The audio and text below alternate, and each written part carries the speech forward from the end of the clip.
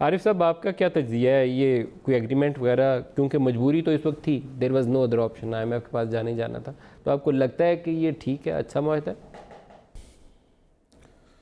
I think ये जिस किस्म की बातें चल रही थी, मैं समझता हूँ कि ये कम से कम IMF का प्रोग्राम हो जाने से एक कंफर्ट आता है। एक कंफर्ट यूँ आता है कि एक अनसर्टेनिटी जो थी बहुत अरसे से जो चल रही थी, वो मैं समझता हूँ कि अब ये ख़त्म हुई है।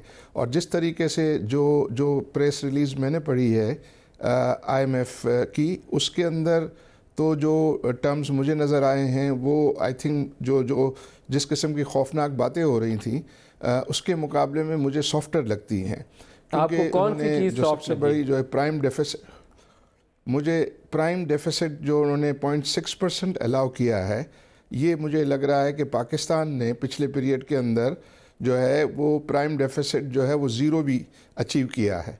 तो ये 0.6% ऑफ प्राइम डेफिसिट जो है वो मुझे लग रहा है कि पाकिस्तान के लिए जो है वो अचीवेबल हो सकता है तो मेरी नज़र में। सर मैं इसको क्योंकि आपसे चाहूँगा कि आप इसको हमें एक्सप्लेन करें। प्राइमरी फिस्कल डेफिसिट जो है वो मेरे जैसे बहुत सारे बंदों को समझ नहीं आती। अगर आपकी रेवेन्यू की प्रोजेक्शन बहुत पुअर हों, बहुत ही पथेटिक हों, और आपको नज़र आ रहा हो कि आपके अखराजात इनफ्लेक्सिबल है, वो ऊपर रहने हैं, तो आपको प्राइमरी फिस्कल डेफिसिट के अलावा तो कोई तरीका रहता नहीं है कि कोई और तरीका होता है आपके पास?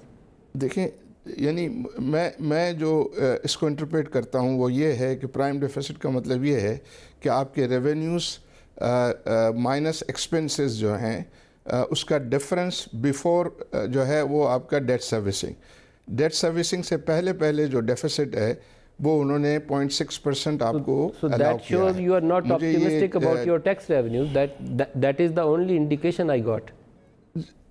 नहीं, हम नदीम भाई जो नंबर्स अगर देखें ना पिछले बहुत सालों के, तो नॉर्मली हम प्राइम डेफिसिट नेगेटिव रहता है।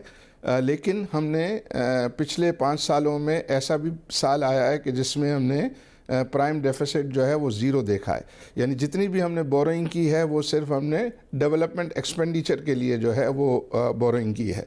तो मेरी नज़र में ये प्राइम डेफिसिट 0.6% जो है वो मिलना जो मुझे लगता है अचीवेबल। अब ये जो नंबर्स आ रहे हैं कि 600-700 बिलियन के नए टैक्सेस जो है वो लगने हैं, ये नंबर्स मैंने तो नहीं देखा, बट ये डिस्कस हो रहे हैं और काफ़ी दिनों से जो है ये मीडिया में जो है वो डिस्कस हो रहा है कि 600 से 700 बिलियन के नए टैक्सेस करने। अच्छा, मैंने ये भी नंबर देखे नदीम भाई कि हमने पिछले पीरियड के अंदर जो है एक साल के अंदर 650 बिलियन तक की जो है वो ग्रोथ टैक्सेस में देखी है पाकिस्तान ने। तो कब देखी थी वो ग्रोथ सर? वो टारगेट है कि जो ये मेरे ख्याल है 2014 में थी शायद, 4.5 वो आपने 2014-15, और पिछले सर हम वो इसलिए आपने ग्रोथ देखी थी, मैं जी। साथ एक्सप्लेन करूंगा। आप जब CPEC मोड में गए थे, आपकी इंपोर्ट की क्वांटम बढ़ी थी। इंपोर्ट स्टेज के ऊपर आप half of your revenues collect करते हैं, तो आपकी इकोनॉमिक एक्टिविटी भी जनरेट हुई, इंपोर्ट आई, इंपोर्ट स्टेज पे कलेक्शन भी बढ़ी, बाकी आपने कोई एडमिनिस्ट्रेटिव मेजर्स भी किए होंगे। तो आप रियलिटी को नज़रअंदाज मत करिए। इस वक्त हम उस मोड में नहीं हैं, हम तो इंपोर्ट जी कंप्रेशन ठीक है, कर रहे हैं। वो नदीम भाई हम उसको डिस्कस कर सकते हैं।